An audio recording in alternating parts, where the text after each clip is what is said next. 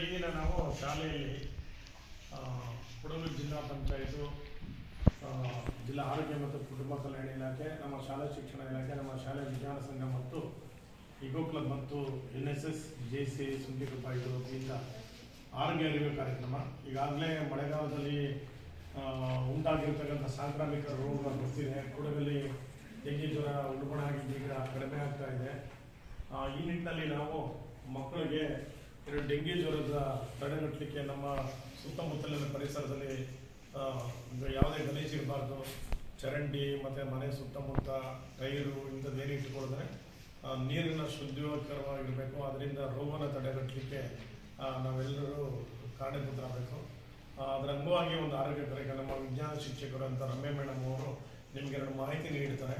ಅದನ್ನು ತಿಳ್ಕೊಂಡು ನೀವು ಸಾರ್ವಜನಿಕರು ನಿಮ್ಮ ಮನೆಯ ನೆರೆಯವರಿಗೂ ಕೂಡ ತಿಳಿಸಬೇಕು.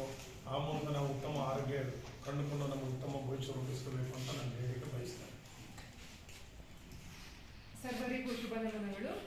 ಇಂದು ನಮ್ಮ ಶಾಲೆಯಲ್ಲಿ ಈ ಡೆಂಗಿ ಜ್ವರದ ನಿಯಂತ್ರಣ ಕ್ರಮಗಳ ಬಗ್ಗೆ ಚರ್ಚಿಸ್ತಾ ಇದ್ದೇವೆ.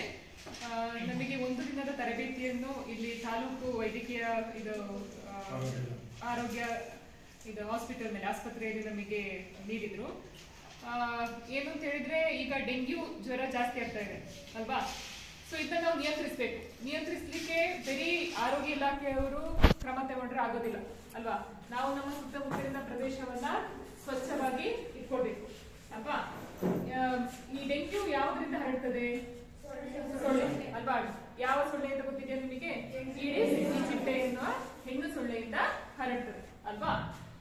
ಈ ಸೊಳ್ಳೆಯಲ್ಲಿ ಡೆಂಗ್ಯೂ ವೈರಸ್ ಇದ್ರೆ, ಅಂತ ಸೊಳ್ಳೆ ನಮಗೆ ಕಚ್ಚಿದ್ರೆ ನಮಗೆ ಡೆಂಗ್ಯೂ ರೋಗ ಬರ್ತದೆ ನಮಗೆ ಗೊತ್ತಿದೆ ಅಲ್ವಾ?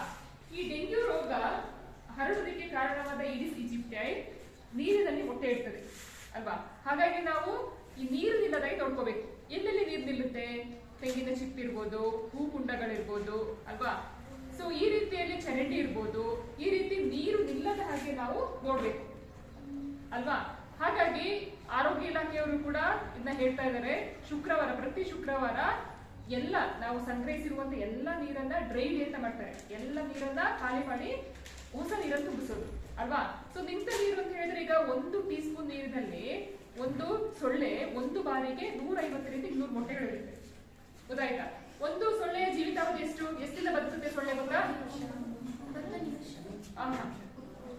30 ದಿನಗಳು. 1 ತಿಂಗಳು ಒಂದು ಸೊಳ್ಳೆ ಬದುಕುತ್ತೆ. ಅರ್ಥ ಆಯ್ತಾ? ಆ 1 ತಿಂಗಳಲ್ಲಿ ಎಷ್ಟು ಬಾರಿ ಮೊಟ್ಟೆ ಇಡುತ್ತೆ ಗೊತ್ತಾ? 4 ಬಾರಿ ಮೊಟ್ಟೆ